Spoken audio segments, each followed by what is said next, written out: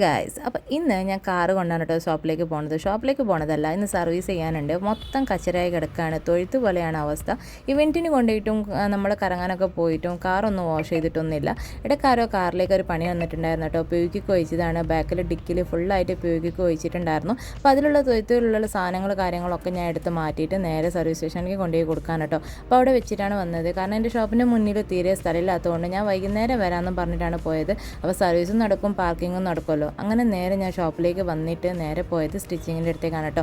വർക്ക്ഷോപ്പിലേക്ക് പോയിട്ട് സ്റ്റിച്ച് ചെയ്യാനുള്ള മെറ്റീരിയൽ കാര്യങ്ങളൊക്കെ കൊടുക്കാൻ പോയതാണ്. അപ്പോൾ ബാക്കിയുള്ള മെറ്റീരിയൽ മേടിക്കാൻ വേണ്ടി കൂടി പോവാണ് കേട്ടോ. അപ്പോൾ അവിടെ നിന്ന് ഞങ്ങൾ നേരെ പോയത് ദുബൈ ബർദയിലേക്കാണ് കേട്ടോ. അങ്ങനെ സ്റ്റിച്ചിങ് ഐറ്റംസ് കാര്യങ്ങളൊക്കെ അവിടെ നിന്ന് പർച്ചേസ് ചെയ്തിട്ട് പിന്നെയും ഞാൻ സ്റ്റിച്ചിങ്ങിൻ്റെ വർക്ക്ഷോപ്പൊക്കെ പോയിട്ട് അവിടെ പിന്നെ പർദ്ദ മെറ്റീരിയലൊക്കെ കൊടുത്തു വന്നു. കുറച്ച് ദിവസമായിട്ട് എൻ്റെ സ്റ്റാഫ് പഠിക്കാൻ പോകുന്നുണ്ട്, ക്ലാസ്സിന് പോകുന്നുണ്ട്. അപ്പോൾ അതുകൊണ്ട് ഇനി ഒറ്റയ്ക്കായിട്ട് കുറച്ച് കൂടുതലായിട്ടുണ്ട് കേട്ടോ. അങ്ങനെ ഞാൻ എല്ലായിടത്തേക്കും ഞാൻ തന്നെ എത്തണം. അങ്ങനെ രാവിലെ തന്നെയാണ് കേട്ടോ ഈ പണിയൊക്കെ പെട്ടെന്ന് ചെയ്ത് കഴിഞ്ഞാൽ പിന്നെ ഷോപ്പിൽ കുത്തിരിക്കാമല്ലോ. അങ്ങനെ നേരെ ഞാൻ ഷോപ്പിലേക്ക് പോയിട്ട് പിന്നെ വർക്ക് ചെയ്യാനുള്ള സാധനങ്ങളൊക്കെ, ഇതെൻ്റെ ഹാൻഡ് വർക്കറാണ് കേട്ടോ. അവൻ്റെ ക്ഷീണിച്ച് വന്നിട്ട് പപ്സും ജീരകയും കുടിച്ചിട്ടോ. അത് കുടിച്ചിട്ട് കുറച്ച് നേരം ആകുമ്പോഴത്തേക്ക് പാത്തുമ്മ വന്നു. അവളെ കൂടെ കുറച്ച് നേരം കളിച്ചും ചിരിച്ചും കുറച്ച് ടൈം സ്പെൻഡ് ചെയ്തു.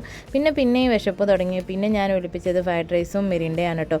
ഇതും കുറച്ച് നേരമുള്ള, കാരണം കൊണ്ടുവരോളം നല്ല വിശപ്പുണ്ടായിരുന്നു. കൊണ്ടുവന്ന് കഴിക്കുമ്പോഴത്തേക്കും വിശപ്പൊക്കെ പോയി. അങ്ങനെ പതുക്കെ അത് കുടിച്ച് കഴിഞ്ഞ് കുറച്ച് നേരത്തേക്ക് പിന്നെയും വിശപ്പ്. പിന്നെ എന്ത് കഴിക്കും എന്നുള്ള ആലോചനയ്ക്ക് ശേഷം അവസാനം സാധനം കണ്ടെത്തി ഗൈസ്. ഞാൻ ലോഡഡ് ഫ്രൈസാണ് വിളിപ്പിച്ചത്.